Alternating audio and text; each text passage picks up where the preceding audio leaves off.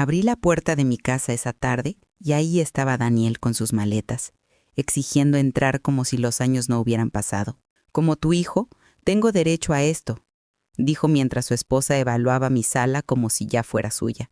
Sentí algo quebrarse en mi pecho, pero no era dolor. Era algo más frío, más claro. Ellos no sabían nada de lo que yo había estado preparando. Sonreí y los invité a pasar, porque finalmente había llegado el momento de hacer lo que debía hacer hace mucho tiempo. Gracias por estar aquí. Dale like, suscríbete al canal y cuéntame en los comentarios desde dónde escuchas mi historia. Quiero saber que no estoy sola en esto y qué harías tú en mi lugar.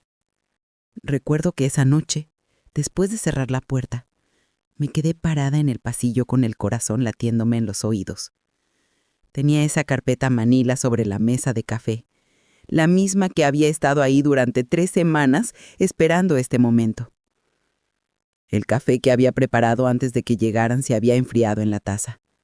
Afuera escuchaba a los vecinos regresar del trabajo, las puertas de los autos, las voces que se saludaban. Vida normal. Mi vida también había sido normal una vez, antes de que todo cambiara. Sentí algo extraño en el estómago esa tarde. No era miedo exactamente. Era la sensación de saber que algo que había esperado durante años finalmente estaba sucediendo. Que todo lo que había preparado estaba a punto de ponerse a prueba. Pero para entender ese momento en mi puerta, primero tengo que contarte quién era yo antes de que mi hijo me dijera que yo era su equipaje, antes de aprender lo que 13 años de silencio pueden enseñarte. Hace 15 años, mi vida era completamente diferente. Vivía en una casa pequeña en las afueras de la ciudad. Nada lujoso, pero era mía. Trabajaba como contadora en una oficina de impuestos y cada fin de semana preparaba tamales que vendía a los vecinos para ahorrar un poco extra. Daniel era mi único hijo, y después de que su padre falleciera cuando él tenía 8 años, nos convertimos en un equipo de 2. Recuerdo el día que Daniel me presentó a Gabriela. Fue en un restaurante elegante del centro, de esos con manteles blancos y copas de cristal. Yo me sentí fuera de lugar con mi vestido simple, pero Daniel me apretó la mano bajo la mesa y susurró que estaba orgulloso de mí. Gabriela era hermosa, sofisticada, con ese tipo de seguridad que viene de crecer sin preocupaciones económicas. Trabajaba en marketing para una empresa importante y hablaba de viajes a Europa como quien habla del mercado de la esquina. Durante los primeros años todo parecía funcionar. Daniel había empezado su propia empresa de consultoría empresarial después de trabajar 5 años en una corporación. Gabriela lo apoyaba, organizaba cenas con potenciales clientes, manejaba las redes sociales de la empresa. Yo los visitaba cada 2 semanas, siempre llevando comida casera porque sabía que trabajaban demasiado para cocinar. Pero había algo en la forma en la que Gabriela me miraba cuando llegaba con mis recipientes de plástico. Una pequeña tensión en su sonrisa cuando yo mencionaba mi trabajo en la oficina de impuestos. Daniel no lo notaba, o no quería notarlo. Yo me decía que eran imaginaciones mías, que estaba siendo demasiado sensible. Todo cambió el día del 32 años de Daniel. Organizaron una fiesta en su nueva casa, una propiedad grande con jardín y piscina en una zona residencial exclusiva. Yo había ahorrado durante meses para comprarle un reloj que supe que le gustaría. Nada comparado con los regalos de sus amigos empresarios, pero era lo mejor que podía darle. Llegué temprano para ayudar con los preparativos. Gabriela me abrió la puerta con esa sonrisa tensa que yo ya conocía bien. Me dijo que no necesitaban ayuda, que todo estaba contratado. Pero yo insistí. Quería sentirme útil. Quería sentir que todavía era parte de la vida de mi hijo. La casa estaba llena de gente que yo no conocía. Empresarios, parejas jóvenes con ropa de diseñador, conversaciones sobre inversiones y viajes de negocios. Yo me quedé en una esquina, sosteniendo mi copa de vino, sintiéndome cada vez más pequeña. Entonces, escuché la voz de Gabriela desde el pasillo que daba a la cocina. Estaba hablando con alguien, su tono bajo pero claro. Las palabras me llegaron como si el mundo se hubiera detenido. Ojalá Daniel entendiera que su madre es un lastre. La gente exitosa no carga con su pasado a todas partes. Mira a Ricardo Ortega. Cortó lazos con su familia años atrás y ahora es millonario. Me quedé paralizada. El vino temblando en mi mano. No era solo lo que había dicho. Era la naturalidad con la que lo dijo, como si fuera una verdad obvia que no necesitaba cuestionarse. Esa noche, después de la fiesta, confronté a Daniel. Le conté lo que había escuchado, esperando que se indignara, que defendiera nuestra relación. Pero Daniel se quedó callado demasiado tiempo. Cuando finalmente habló, sus palabras fueron peores que el silencio. Mamá, Gabriela tiene razón en algunas cosas. Estoy tratando de construir algo importante aquí. Mi tío Ernesto está considerando dejarme una herencia significativa, pero él tiene ideas muy claras sobre el éxito y la independencia. No puedo parecer que todavía dependo de ti o que tú dependes de mí. Sentí como si el piso se abriera bajo mis pies. Dependes de mí. Daniel, yo nunca te he pedido nada. Solo quiero ser parte de tu vida. Y ese es el problema, dijo, sin mirarme a los ojos. Necesito enfocarme en mi futuro, en mi empresa, en las relaciones correctas. Creo que es mejor si tomamos distancia por un tiempo. Un tiempo se convirtió en semanas, las semanas en meses. Dejé de recibir llamadas. Mis mensajes quedaban sin respuesta. Cuando intentaba visitarlos, Gabriela me decía que Daniel estaba ocupado, que me llamaría pronto. Nunca lo hizo. Durante el primer año, seguí intentando. Enviaba mensajes en días importantes, cumpleaños, Navidad. Dejaba bolsas con comida en su puerta cuando sabía que no estaban en casa. Me decía que era solo una fase, que Daniel eventualmente recordaría lo que teníamos. Pero entonces mi hermana Carmen me contó algo que lo cambió todo. Ella había intentado contactar a Daniel después de escuchar que ya no nos hablábamos. Quería entender qué había pasado, mediar tal vez. Daniel le dijo que se metiera en sus propios asuntos y la bloqueó de todos lados. Carmen estaba tan indignada que actualizó su testamento esa misma semana, eliminando a Daniel completamente. Mamá siempre decía que la familia es lo más importante, me dijo Carmen, mientras tomábamos café en su cocina. Daniel eligió el dinero del tío Ernesto sobre ti. Eso me dice todo lo que necesito saber sobre quién se ha convertido. Los siguientes años fueron un proceso de aprender a vivir con el silencio. Vendí la casa grande donde Daniel había crecido, llena de recuerdos que ahora solo me causaban dolor. Me mudé a un apartamento pequeño cerca del centro. Era más barato, más práctico para una persona sola. Dejé de hacer tamales los fines de semana. Ya no tenía quien llevárselos. Pero algo curioso sucedió en medio de ese dolor. Empecé a tomar clases. Primero fue contabilidad avanzada, luego finanzas personales, después inversiones. Tenía tiempo ahora, tiempo que antes dedicaba a preocuparme por Daniel. Leía libros sobre planificación financiera, sobre cómo proteger activos, sobre estrategias legales que la gente usa para defenderse. Carmen me preguntó una vez por qué estaba estudiando tanto. ¿Para qué necesitas saber todo eso? No es como si fueras a hacerte rica de repente. No lo sé, le dije. Tal vez solo necesito sentir que soy capaz de algo más que ser descartada. Durante esos años, los rumores llegaban a través de conocidos mutuos. La empresa de Daniel estaba teniendo problemas. Había perdido clientes importantes. Se había asociado con alguien que resultó no ser tan confiable. Cada vez que escuchaba algo, sentía una mezcla extraña de preocupación y distancia. Era mi hijo, pero también era el hombre que me había dicho que yo era un obstáculo. El tío Ernesto falleció hace 4 años. Cuando Carmen me llamó para contarme sobre el testamento, casi me reí. El tío Ernesto había dejado todo su dinero a un refugio de animales. En una nota anexa explicaba que no aprobaba a personas que abandonaban a sus madres por dinero. Al parecer, alguien le había contado lo que Daniel había hecho y eso había confirmado todas sus sospechas sobre el carácter de mi hijo. Irónico, ¿verdad?, dijo Carmen.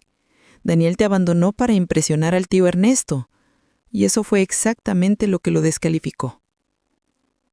Hace 3 años todo cambió de una forma que nunca imaginé. Compré un boleto de lotería en el supermercado, algo que hacía ocasionalmente sin pensarlo mucho. Era un jueves por la tarde. Había llovido toda la mañana y el cajero me sonrió cuando me dio el cambio.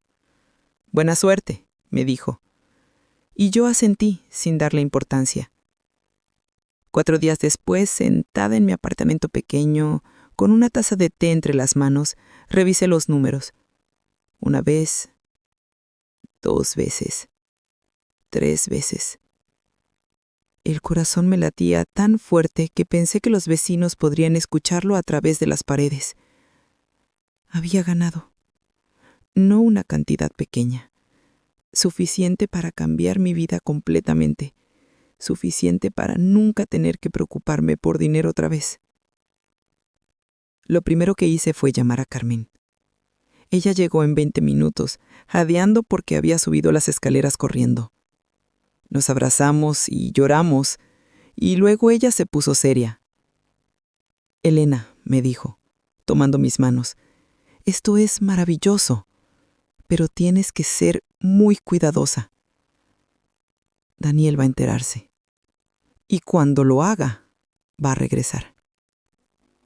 Sentí algo frío instalarse en mi estómago. Han pasado más de 10 años. Exactamente. Y en todo ese tiempo nunca te buscó cuando no tenías nada que ofrecerle. Pero ahora... Carmen hizo una pausa. Ahora tienes algo que él quiere. Fue Carmen quien me recomendó contratar ayuda profesional. No solo un abogado, me explicó. Necesitas a alguien que pueda protegerte, que pueda averiguar en qué situación realmente está Daniel. Porque puedo apostarte lo que sea a que no es la situación que él va a presentarte. Contraté un equipo de investigadores privados. Al principio me sentí ridícula, como si estuviera siendo paranoica, pero Carmen insistió. «Es tu hijo», me dijo, «pero también es alguien que te dijo que eras un lastre. Necesitas saber con quién vas a estar tratando». Los reportes empezaron a llegar en 2 semanas. Cada página me mostraba a un Daniel que yo no conocía. Deudas masivas, inversiones fallidas, una investigación policial abierta con fraude empresarial. Lo leía todo en mi apartamento pequeño, con el sonido del tráfico de fondo, y me preguntaba cómo había llegado mi hijo a ese punto. Había algo más en los reportes. Un nombre que reconocí. Ricardo Ortega, el socio de negocios de Daniel, el mismo hombre que Gabriel había mencionado en aquella fiesta hace tantos años. Resultó que Ricardo no era el villano que Daniel había pintado. Era Ricardo quien había descubierto el fraude. Ricardo quien había tenido que contratar abogados para limpiar su nombre. Ricardo quien ahora estaba construyendo un caso para recuperar el dinero que Daniel le había robado. Me contacté con Ricardo a través de los investigadores. Nos encontramos en un café neutral, los dos incómodos al principio. Él esperaba que yo defendiera a Daniel. Yo esperaba que él me culpara por cómo había resultado mi hijo.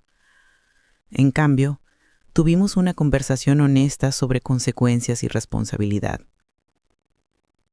«Señora Morales», me dijo Ricardo mientras removía su café, «su hijo tiene hasta el viernes de esta semana para hacer restitución de los 50,000 que tomó de nuestra empresa. Si no lo hace, procederé con cargos criminales. Solo quiero que sepa que esto no es personal contra usted». «Lo entiendo», le dije. Y lo entendía. Ricardo era otra víctima de las decisiones de Daniel. Compré mi casa nueva hace 2 años.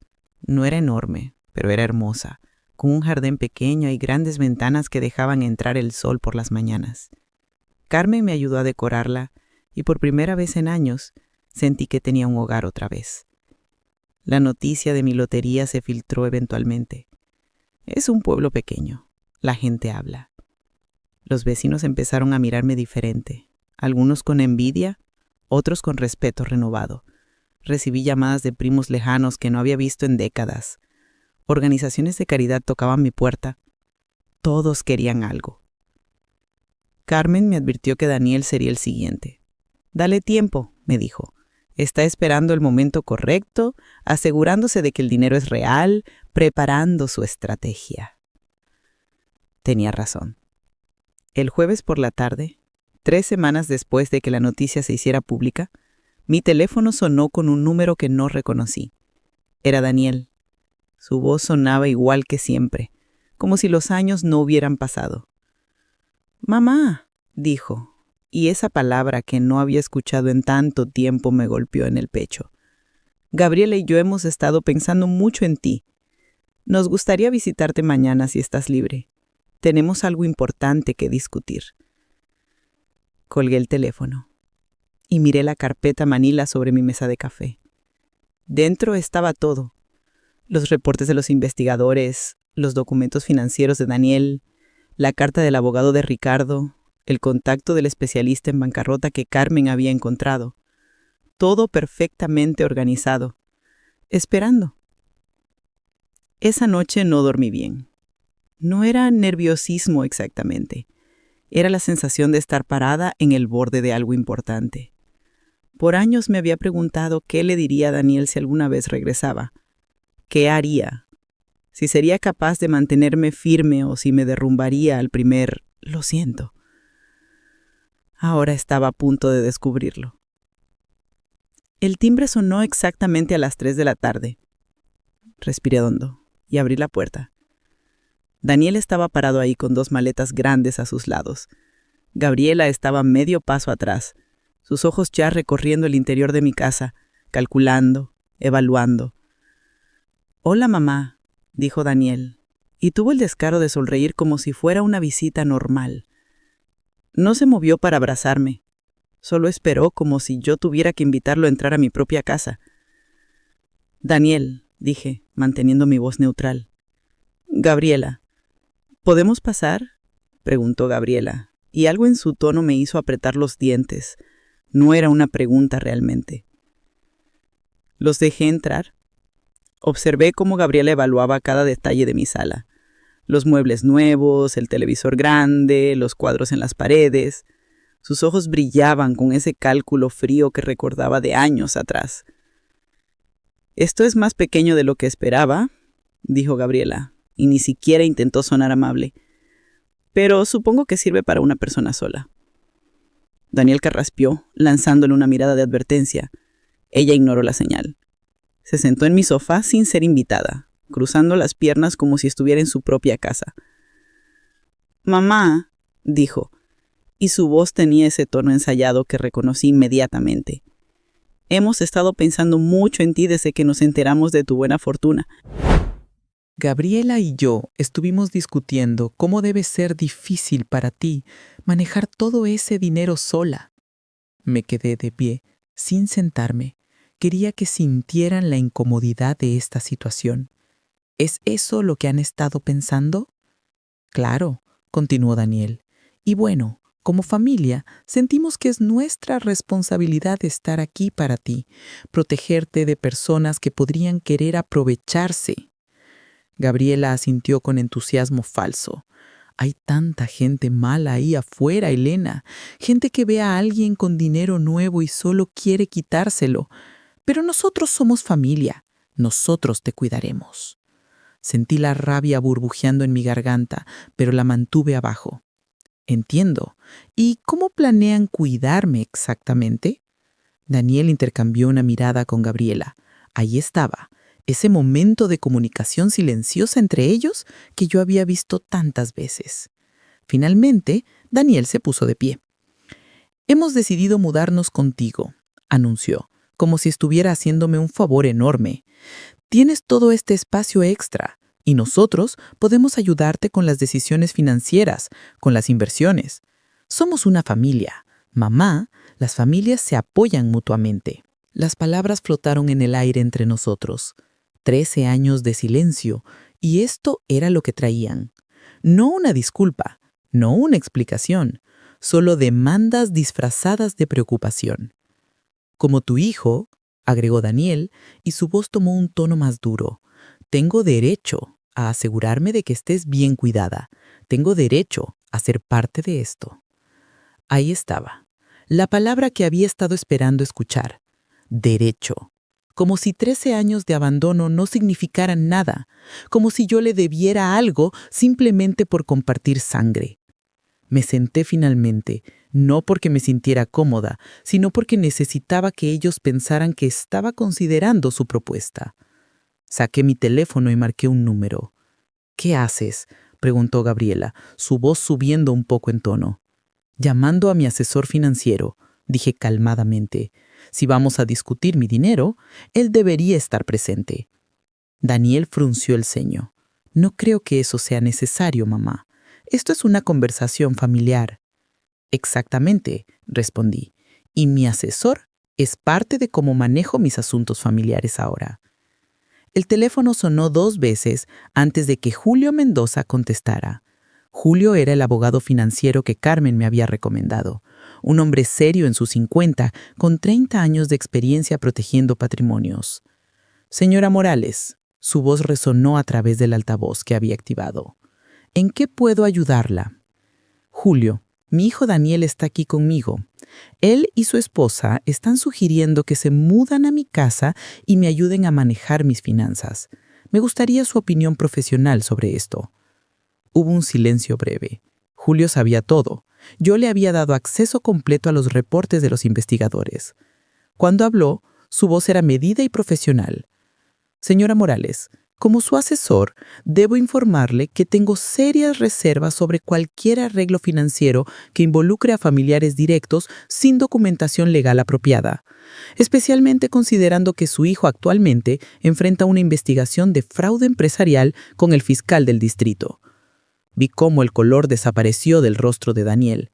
Gabriela se puso rígida en el sofá. Eso es ridículo. Elena, ¿contrataste a alguien para investigarnos? Contraté a alguien para proteger mis intereses, corregí. Algo que cualquier persona con sentido común haría cuando de repente tiene recursos significativos. Daniel parecía estar procesando esto, su mente trabajando detrás de sus ojos. Mamá, hay explicaciones para todo eso. Ricardo está mintiendo, tergiversando los hechos. Nosotros somos tu familia. Deberías confiar en nosotros, no en extraños. ¿Confiar? Repetí. Daniel, hace 13 años me dijiste que yo era un lastre, que la gente exitosa no carga con su pasado. Y ahora, el día después de que te enteras de mi dinero, apareces con maletas hablando de familia y confianza. Me levanté y caminé hacia el escritorio donde tenía la carpeta Manila. La tomé con cuidado, sintiendo su peso en mis manos. Daniel y Gabriela me observaban con una mezcla de temor y fascinación. Esto, dije, colocando la carpeta sobre la mesa de café entre nosotros, es un reporte completo de su situación financiera actual. 3 tarjetas de crédito con un total de 80,000 en deuda. Una segunda hipoteca sobre su casa en la que están atrasados 2 meses. Préstamos de 5 familiares diferentes, cada uno con una historia distinta sobre por qué necesitan el dinero. Abrí la carpeta y empecé a sacar documentos. Estados de cuenta, reportes de crédito, registros de transferencias bancarias. Todo perfectamente legal de obtener cuando sabes dónde buscar. «¿Esto no es legal?», protestó Gabriela, pero su voz carecía de convicción. «¿Es completamente legal?», respondió Julio a través del teléfono. «Toda esta información está disponible a través de canales apropiados cuando existe preocupación legítima sobre intenciones financieras». Saqué otro documento. Este es particularmente interesante. Un préstamo de 50,000 de los padres de Gabriela obtenido bajo la premisa de que Daniel necesita tratamiento médico para una condición rara. ¿Quieren adivinar si alguna de esas facturas médicas existe? Gabriela se hundió de vuelta en el sofá. Daniel tenía las manos apretadas en puños. Y continué, sacando un sobre legal grueso, Es una carta del abogado de Ricardo Ortega. Tienen hasta el viernes a las 5 de la tarde para hacer restitución completa de los 50,000 que tomaron de la cuenta de la empresa. Si no, procede con cargos criminales que podrían significar entre 3 y 5 años de prisión. «Eso es en 2 días», susurró Daniel. «Sí», confirmé. «Es en 2 días». Mi teléfono sonó. Era un número que reconocí, uno que había programado específicamente para este momento. Contesté y activé el altavoz. «¿Señora Morales?» Una voz femenina mayor sonó tensa. «¿Soy Patricia Ruiz, la madre de Gabriela?» Vi cómo Gabriela se ponía completamente pálida. «¡Mamá! ¿Qué estás haciendo?» «Llamé a la señora Ruiz esta mañana», expliqué. «Le conté que ustedes estaban visitándome y pensé que ella debería ser parte de esta conversación». «¿Gabriela?» La voz de Patricia temblaba de emoción contenida.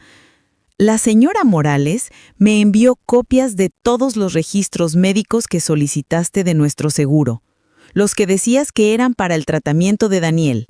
«Mamá, ¿puedo explicar?» «No hay que explicar», interrumpió Patricia. «Hablé con 3 de los hospitales listados. Ninguno tiene registro de Daniel como paciente. Los números de facturas que nos diste son falsos. Todo es falso». El silencio en mi sala era absoluto.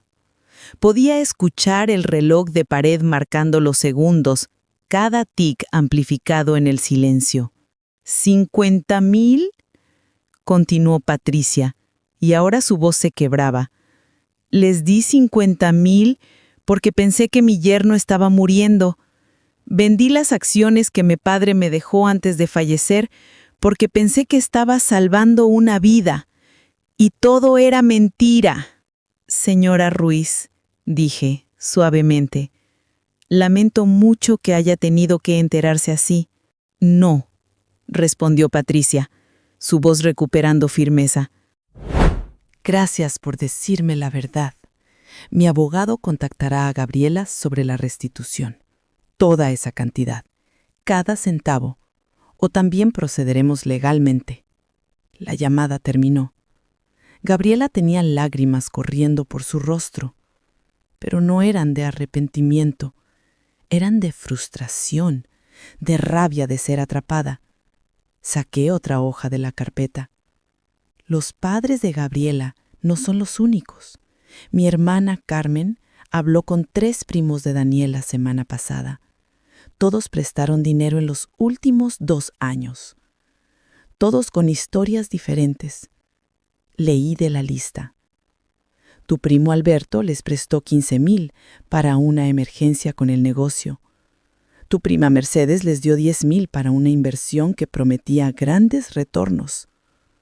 Tu tío Javier les adelantó 20,000 para comprar equipo de oficina. ¿Cuántas personas más han estafado?, pregunté, mirando directamente a Daniel. ¿Cuántas veces han usado la confianza familiar para robar? Daniel finalmente encontró su voz. No es robar, son préstamos. Íbamos a devolverlo todo cuando el negocio se recuperara. ¿Qué negocio?, desafié. Según los registros, tu empresa de consultoría no ha facturado un cliente real en 8 meses. Todo lo que has estado haciendo es mover dinero de una deuda a la otra, robando de una persona para pagarle a la siguiente. Es un esquema Ponzi familiar, agregó Julio a través del teléfono. Y es un delito. Sonó el timbre de mi puerta. Me levanté para abrir, sabiendo exactamente quién sería. Carmen estaba parada ahí con otra persona. Un hombre de traje gris con un portafolio de cuero. «Elena», dijo Carmen, «este es el licenciado Fernando Torres, el abogado especializado en bancarrota que te mencioné». El licenciado Torres entró y asintió profesionalmente hacia Daniel y Gabriela. «Señor Morales, señora, su hermana me ha puesto al tanto de su situación. Tengo experiencia extensa en casos como el suyo y estoy aquí para ofrecer mis servicios si están interesados en resolver esto legalmente antes de que las cosas escalen. ¿Qué está pasando aquí?, preguntó Daniel, su voz subiendo en pánico. ¿Esto fue una emboscada? No, respondí calmadamente. Esto es una intervención. Hay una diferencia. Carmen se sentó en una silla. Su presencia sólida y protectora. Daniel, cuando cortaste contacto con Elena hace 13 años, también intentaste cortarme a mí. ¿Recuerdas lo que me dijiste? Daniel no respondió. Me dijiste que me metiera en mis propios asuntos, que tu vida no me concernía. Así que actualicé mi testamento ese mismo día.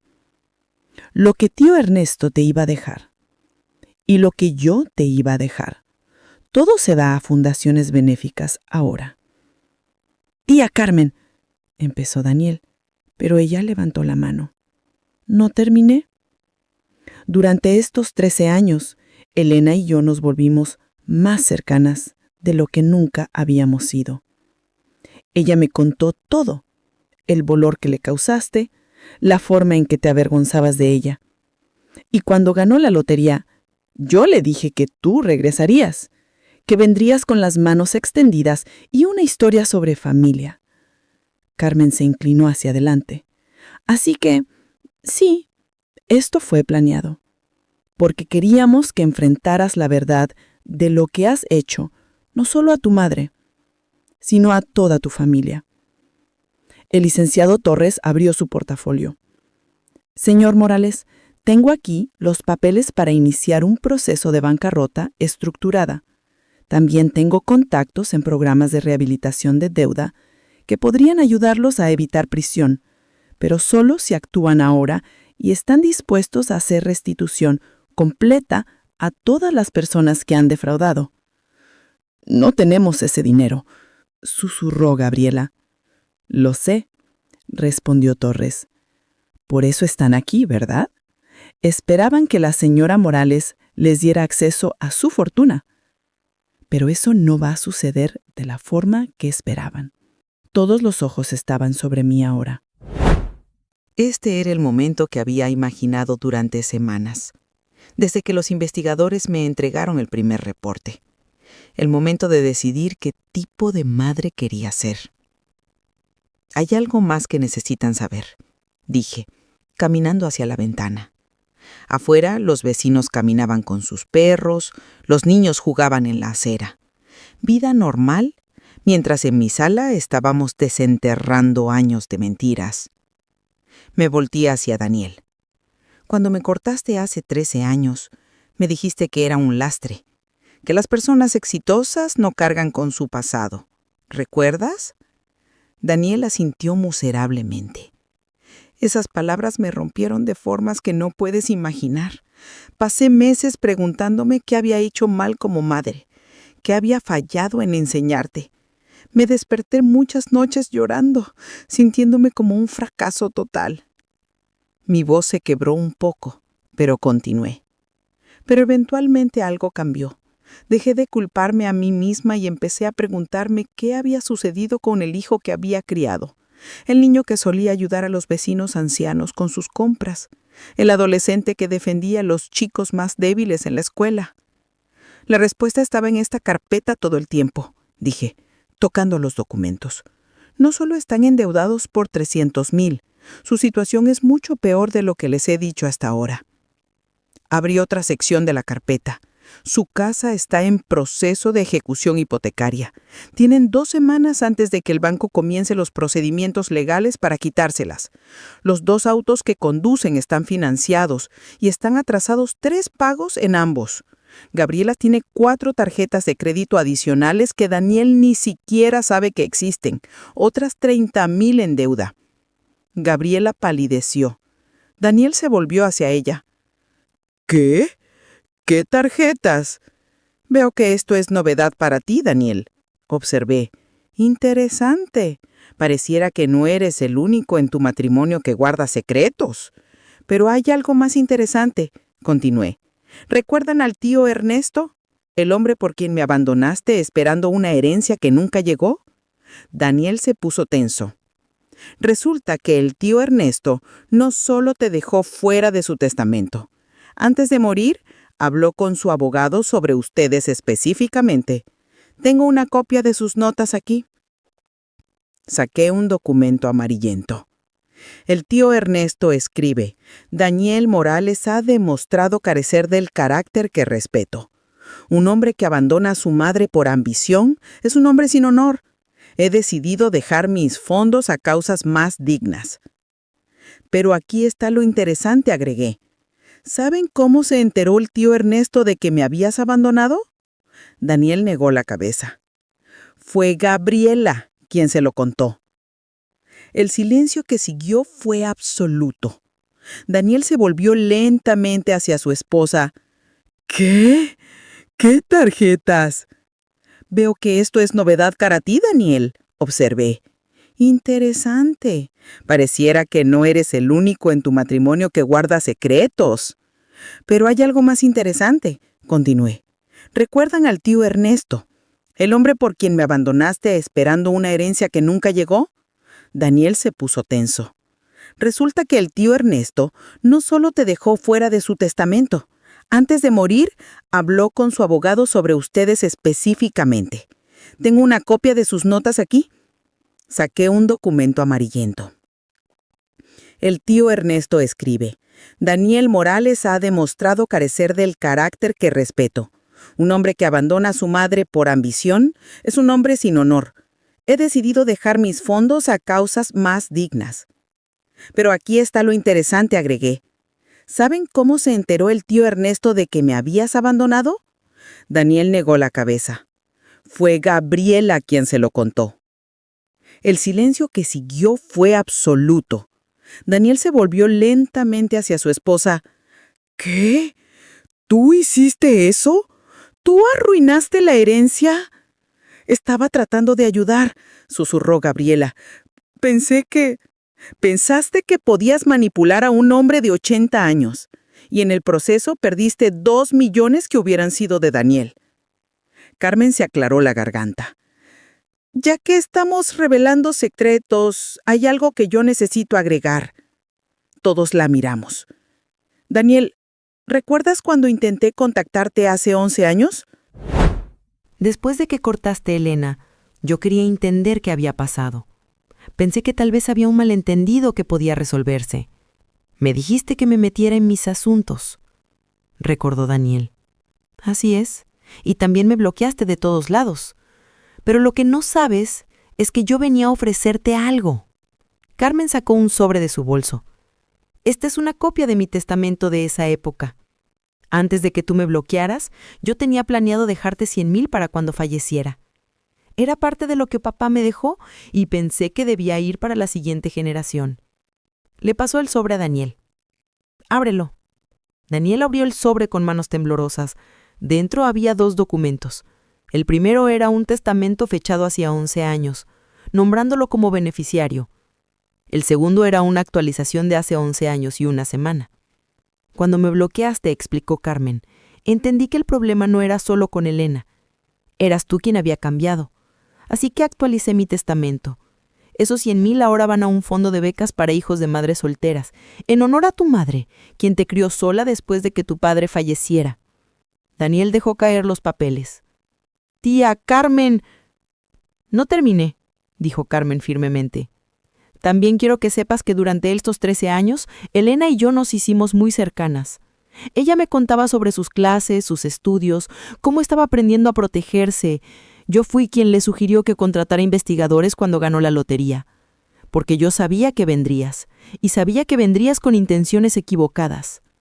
Pero la parte que realmente me molesta, dije, retomando el control de la conversación, no es solo que me abandonaste, no es solo que has estafado a tu familia. Es lo que le hiciste a Ricardo Ortega. Daniel se opuso aún más pálido, si eso era posible. Ricardo fue tu amigo desde la universidad. Cuando decidió ser tu socio en el negocio, invirtió sus ahorros completos, 75,000 que había estado guardando durante años. ¿Y cómo le pagaste esa confianza? Saqué otro reporte. Durante 3 años, sistemáticamente robaste dinero de las cuentas de la empresa. Pequeñas cantidades al principio, 1,000 aquí, 2,000 allá, pero eventualmente se volvió más audaz. Empezaste a desviar pagos completos de clientes a cuentas personales. Cuando Ricardo empezó a sospechar, tú lo acusaste de malversación. Lo acusaste de robar el dinero que tú mismo habías tomado. Ricardo tuvo que gastar 20,000 en abogados y auditores solo para probar su inocencia. Daniel tenía la cabeza entre las manos ahora. Estaba desesperado. El negocio estaba fallando y teníamos deudas. «Entonces, ¿admites que robaste el dinero?», dijo el licenciado Torres, tomando notas. Ricardo perdió su amistad, su dinero y 2 años tratando de limpiar su nombre. Continué. ¿Y sabes qué más perdió? Su esposa lo dejó durante todo ese estrés. Se divorció porque el escándalo y la presión financiera destruyeron su matrimonio. Esta última parte era nueva incluso para Carmen. Ella me miró sorprendida. Ricardo me lo contó cuando nos reunimos la semana pasada, expliqué. Él no solo quiere su dinero de vuelta, él quiere que Daniel enfrente consecuencias por destruir su vida. Y aquí es donde todo se conecta, dije sintiendo el peso de esta revelación final. Ricardo no fue el primero. Abrí la última sección de la carpeta, la más gruesa. Los investigadores fueron profundos. Encontraron un patrón que se remonta a 7 años atrás. Daniel, tuviste 3 socios de negocios antes de Ricardo. 3. Daniel levantó la cabeza lentamente. Andrés Vega, tu primer socio, iniciaron una consultoría de recursos humanos. Duraron 8 meses antes de que Andrés descubriera que estabas facturando clientes que no existían. Se fue con pérdidas de 20,000. Laura Méndez, tu segunda socia. Empresa de marketing digital, 1 año y medio. Ella invirtió 40,000 de su fondo de jubilación. Te fuiste con 35,000 antes de que ella pudiera reaccionar. Diego Ramírez, el tercero. Consultoría de negocios internacionales. Duró 2 años. Él era tu amigo de la maestría. Invirtió 60,000. La robaste casi todo antes de que se diera cuenta. Puse los 3 reportes sobre la mesa. En total, antes de Ricardo, ya habías estafado a 3 personas por casi 100,000. Y cada vez perfeccionaste tu técnica. Cada vez te volviste mejor en engañar, en robar, en desaparecer antes de que te atraparan. Gabriela estaba completamente pálida ahora. Yo no sabía nada de esto. ¿No lo sabías?, desafié. ¿O no querías saberlo? Porque según los registros bancarios, tu estilo de vida mejoró dramáticamente cada vez que Daniel conseguía un nuevo socio. Ropa nueva, joyas, viajes, todo pagado con dinero robado. Miré a Daniel directamente. 4 socios, 4 amigos que confiaron en ti y los traicionaste a todos. Ricardo es solo el último en una larga línea de personas que has usado y descartado. Y esa es la verdad completa, dije, cerrando la carpeta con un golpe seco. No eres solo un hijo que abandonó a su madre. Eres un estafador serial que ha estado destruyendo vidas durante años. Y ahora has venido aquí pensando que podrías hacer lo mismo conmigo. El silencio en la sala era sofocante. Daniel tenía lágrimas corriendo por su rostro. Gabriela miraba el piso, incapaz de levantar la vista. Entonces, dije finalmente, aquí está mi oferta. Es la única que recibirán y no es negociable. Todos me miraron esperando. Les daré 25,000, no 300,000, no suficiente para mantener su estilo de vida. 25,000, divididos de esta manera. 12,500 para contratar al licenciado Torres y entrar en un programa legítimo de consolidación de deudas. 12,500 para hacer el primer pago de restitución a Ricardo, mostrándole que tienen intención seria de devolverle cada centavo. Pero hay condiciones, agregué, antes de que pudieran responder. Primera condición, ambos entran en terapia individual, no terapia de parejas. Terapia individual donde cada uno enfrenta cómo se convirtieron en personas capaces de esto. Segunda condición, hacen restitución completa a cada persona que han estafado. Ricardo, los padres de Gabriela, Alberto, Mercedes, Javier, Andrés, Laura, Diego, todos y cada uno. Y no hablo de promesas, hablo de un plan legal vinculante con pagos mensuales verificables. Tercera condición, consiguen trabajos reales. empleos con salarios fijos, no más esquemas de consultoría, no más planes de hacerse ricos rápido, trabajos estables, donde ganan cheques regulares que pueden ir documentando en los planes de pago. Cuarta condición, venden la casa. Es demasiado grande y cara para su situación actual. Venden, pagan lo que puedan de la segunda hipoteca y encuentran algo modesto que realmente puedan pagar. Quinta condición, cortan todas las tarjetas de crédito excepto una para emergencias reales, y esa tarjeta tiene un límite de 1,000.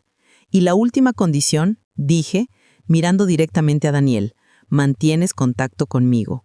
No porque necesito tu atención o porque estoy tratando de controlar tu vida, sino porque quiero ver, con mis propios ojos, si eres capaz de cambiar realmente. Quiero ver si el hijo que crié todavía existe en algún lugar dentro de ti. Esas son mis condiciones, terminé. Las aceptan todas, firman documentos legales con el licenciado Torres y les doy los 25,000 mañana por la mañana. O rechazan mi oferta y me aseguro de que cada persona que han estafado reciba un reporte completo de todo lo que han hecho. Y Ricardo procede con cargos criminales sin ninguna interferencia de mi parte. ¿Qué eligen? Daniel y Gabriela se miraron. Vi años de decisiones malas, de atajos, de mentiras, todo cayendo sobre ellos en este momento. ¿Cuánto tiempo tenemos para decidir?, preguntó Daniel con voz quebrada. Hasta que termine esta conversación, respondí. Esta es una oferta de una sola vez. Si salen por esa puerta sin aceptar, no habrá segunda oportunidad. El reloj en la pared marcaba los segundos. Tic, tic, tic. Cada segundo sonaba como un martillo cayendo sobre su futuro. Finalmente Daniel habló, su voz apenas un susurro. Aceptamos. ¿Los dos?, pregunté, mirando a Gabriela. Ella sintió, incapaz de hablar. Entonces necesito escucharlo, dije firmemente. Necesito que ambos digan las palabras. Acepto tus condiciones, dijo Daniel. Acepto, susurró Gabriela. El licenciado Torres estaba sacando documentos de su portafolio. Excelente. Vamos a documentar esto apropiadamente. Señor Morales, señora, van a firmar un acuerdo legal que detalla cada condición que la señora Morales acaba de mencionar. También voy a servir como supervisor neutral del proceso, reportando progreso mensualmente. Mientras Torres preparaba los documentos, me senté y sentí algo que no había sentido en 13 años. No era felicidad exactamente, era algo más profundo. Era paz mezclada con tristeza, esperanza mezclada con realismo. Daniel firmó primero, su mano temblando mientras escribía su nombre. Luego Gabriela, luego yo como testigo y Carmen como segunda testigo. Hay una cosa más, dije cuando terminaron de firmar. Algo que creo que mereces escuchar antes de que te vayas. Daniel me miró con ojos rojos e hinchados. Te perdono. Las palabras cayeron como piedras en un agua quieta, creando ondas que se extendieron por toda la sala. No te perdono porque lo merezcas, continué. No te perdono porque estés arrepentido ahora, aunque espero que lo estés. Te perdono porque pasé 13 años dejando que el dolor de tu abandono me consumiera.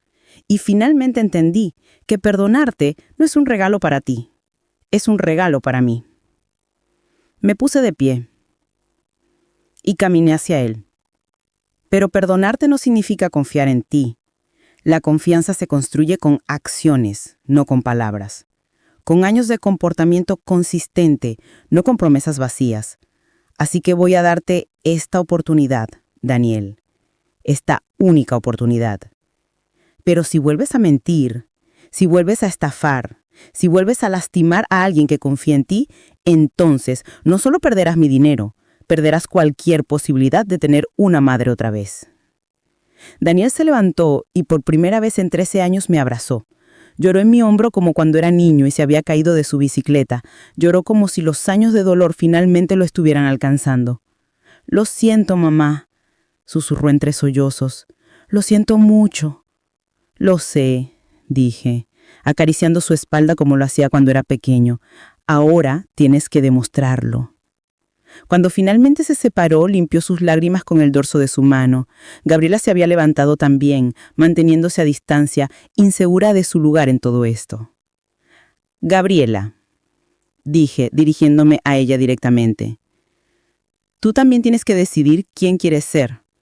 Puedes seguir siendo la mujer que me llamó lastre, o puedes convertirte en alguien mejor. La elección es tuya.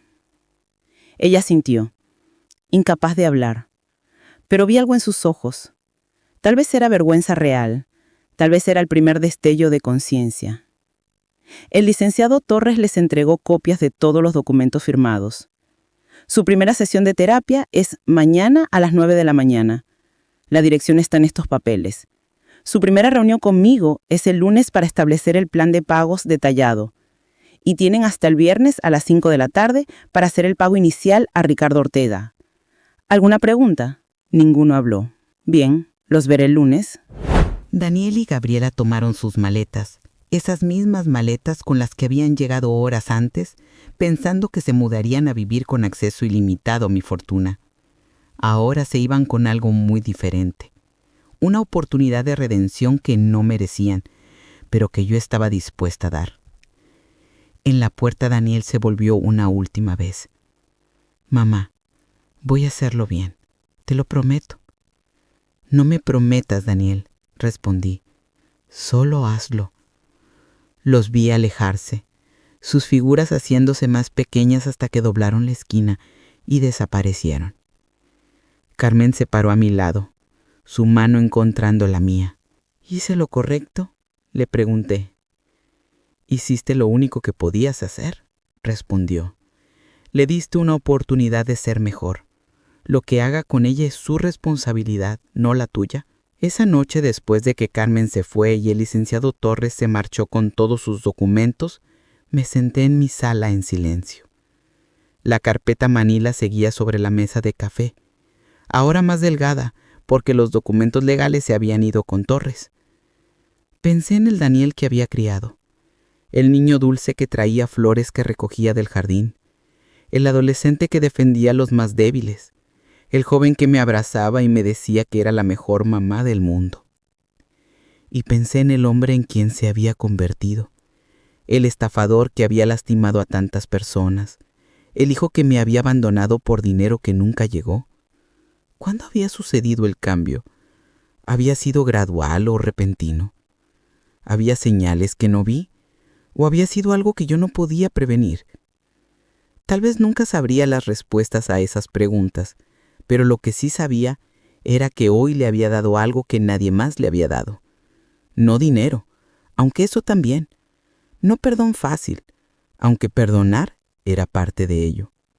Le había dado la verdad brutal y completa sobre quien se había convertido, y con esa verdad le había dado la oportunidad de elegir cambiar. El resto dependía de él. 2 años después estoy sentada en el mismo lugar, mirando por la misma ventana, pero todo es diferente. Daniel cumplió. No fue fácil y no fue rápido, pero lo hizo. Consiguió trabajo como gerente de operaciones en una empresa de logística. Un trabajo con horario fijo y salario estable. Nada glamuroso, nada que presumir en fiestas, pero honesto. Gabriela también encontró trabajo, en administración de un pequeño negocio local. Descubrió que cuando no estaba tratando de impresionar a nadie o hacerse rica rápidamente, era bastante buena en organizar sistemas y manejar presupuestos. Vendieron la casa grande y se mudaron a un apartamento modesto. Vi fotos que Daniel me envió. Un lugar pequeño pero limpio, sin pretensiones. Él se veía más liviano en esas fotos, como si un peso enorme hubiera sido levantado de sus hombros. La terapia fue dura para ambos. Daniel me contó en una de nuestras llamadas semanales que había tenido que enfrentar cosas sobre sí mismo que había estado evitando durante años. La forma en que había dejado que la ambición consumiera todo lo bueno en él, la forma en que había racionalizado cada traición diciéndose que era necesaria para el éxito. Los pagos de restitución fueron metódicos y documentados. Cada mes el licenciado Torres me enviaba reportes. Ricardo Ortega recibió su dinero completo en 18 meses. Los padres de Gabriela en 2 años. Los primos, las exparejas, todos eventualmente recibieron cada centavo que se les debía. Ricardo me escribió una carta cuando recibió su pago final. Señora Morales, decía, no sé qué le dijo a su hijo, pero funcionó. No solo recuperé mi dinero, recuperé algo de mi fe en que las personas pueden cambiar. Gracias por no permitir que se saliera con la suya y gracias por darle la oportunidad de hacerlo bien. Pero gradualmente empezamos a encontrar nuestro ritmo. Él me contaba sobre su trabajo, sobre cómo estaba aprendiendo a vivir con menos, sobre cómo eso era extrañamente liberador. Gabriela y yo también hablamos, eventualmente. Fue ella quien llamó un día, 8 meses después de esa tarde en mi sala. Señora Morales, dijo, su voz temblorosa, solo quería decirle que tenía razón, sobre todo, y que lamento cada palabra cruel que dije o pensé sobre usted. No fue una disculpa perfecta, pero fue real, y eso era suficiente para empezar. Hace 3 meses, Daniel me invitó a cenar en su apartamento. Fue una comida simple, pasta con salsa que Gabriela había hecho desde cero. Nada elegante, nada pretencioso. Pero cuando me senté en su mesa pequeña y compartimos esa comida, sentí algo que no había sentido en más de 15 años. Sentí que tenía a mi hijo de vuelta. No el hijo perfecto, no el hijo exitoso que había imaginado, sino algo mejor.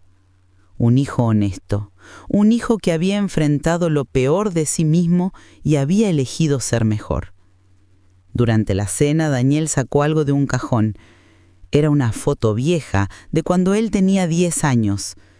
Estábamos en el parque, él con helado en la cara y yo riéndome a su lado.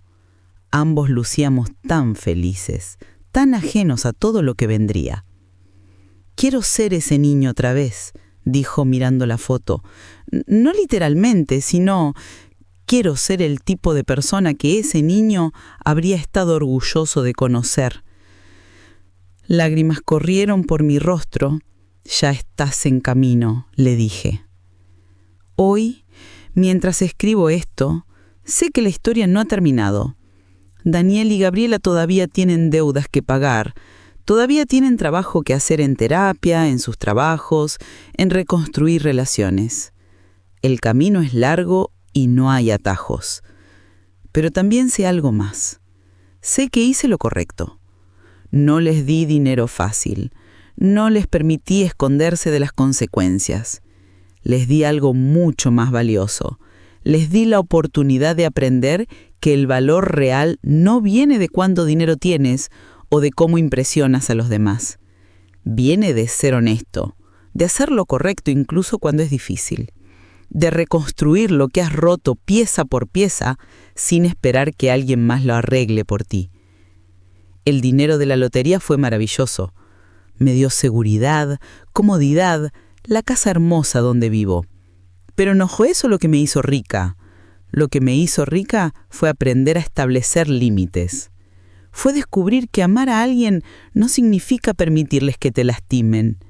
Fue entender que el perdón y la confianza son 2 cosas diferentes y que ambas son necesarias, pero en tiempos diferentes. Lo que me hizo rica fue tener el valor de exigir que mi hijo fuera mejor, incluso cuando habría sido más fácil darle lo que quería para tener paz.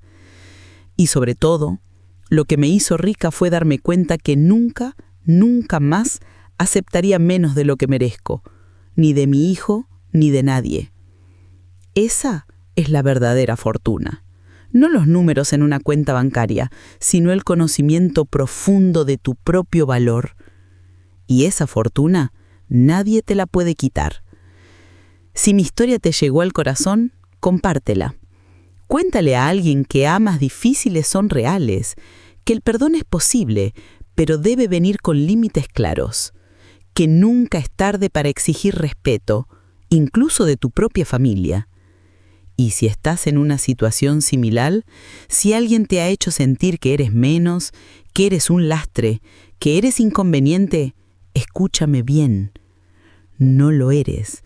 Eres valiosa, eres importante y merece ser tratada como tal. Esta historia contiene algunos detalles modificados para proteger la privacidad de las personas involucradas, pero el corazón de la historia, las lecciones sobre familia, consecuencias y redención, esas son completamente reales. Gracias por escuchar. Gracias por estar aquí. Y recuerda, tu voz y tu valor importan.